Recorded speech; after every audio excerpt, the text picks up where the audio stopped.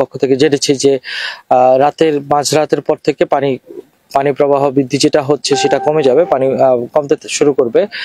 তো এখন পর্যন্ত আমি যাদের সাথে কথা বলে জেনেছি যে সন্ধ্যার পরে রাত 9টা-10টার পর থেকেও কিন্তু পানি বাড়তেছে, এখনো বাড়তেছে। তো সেটা যদি অব্যাহত থাকে তাহলে আমাদের কিছু ঝুঁকিপূর্ণ পয়েন্ট আছে, যে পয়েন্টগুলো ওভারফ্লো হওয়ার সম্ভাবনা রয়েছে। তো সেক্ষেত্রে আমাদের প্রস্তুতি হচ্ছে আমরা আমাদের সীমিত যে জিও ব্যাগ ছিল সেই জিও ব্যাগগুলো দিয়ে চেষ্টা করতেছি। পাশাপাশি যে আমাদের প্লাস্টিকের বস্তা ক্রয় করে আমরা অলরেডি জানেন যে আমরা যেখানে দাঁড়িয়ে আছি গন্ডিমারি ইউনিয়নের ভেশকির মোড়, এখানে কিন্তু আমরা 3টা পয়েন্টে আমরা বালুর বস্তা দিচ্ছি। আর আমরা এখন পর্যন্ত জানি যে পুরো হাতীবান্ধাতে আমাদের সিঙ্গিমারি ইউনিয়নের 1 নম্বর ওয়ার্ডে একটি জায়গাতে রাস্তা ভেঙে গিয়ে পাশের জায়গাগুলোতে পানি ঢুকে পড়েছে, সেখানে কিছু বিচ্ছিন্ন ঘরবাড়ি রয়েছে। এর পাশাপাশি আমাদের চরের ভিতরে বিশেষ করে গন্ডিমারি ইউনিয়নের 5 নম্বর ওয়ার্ড, তারপর সিঙ্গিমারিতে, আর আরেকটি জায়গা থেকে তথ্য পেয়েছি যে আমাদের ডাওয়াবাড়ি ইউনিয়নেও একটা জায়গাতে ভেঙে গিয়েছে। তো আমাদের চেয়ারম্যান মহোদয় যারা আছেন, চেয়ারম্যান মেম্বার জনপ্রতিনিধি, তাদেরকে কিন্তু নির্দেশনা দেওয়া আছে রাতের মধ্যে যেন তারা নির্ঘুম রাতে কাটাচ্ছেন আজকে, সত্যি কথা।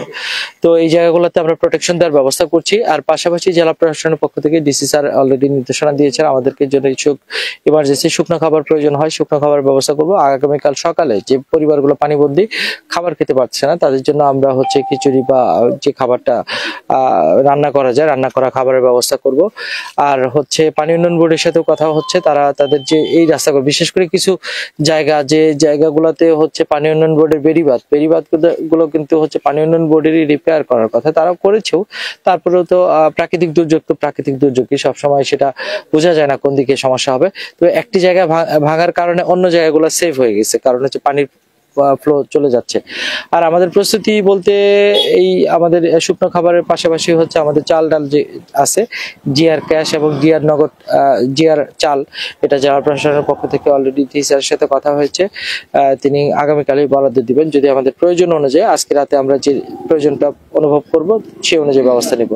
আর এখন পর্যন্ত আমাদের খবর সিঙ্গিবাড়ি সিন্ধুনা ইউনিয়নেও কিন্তু একটি গ্রামে নদীর ভেতরে চরের দিকে যে আছে সেখানে 1000 খানিক মানুষ পানিবন্দী।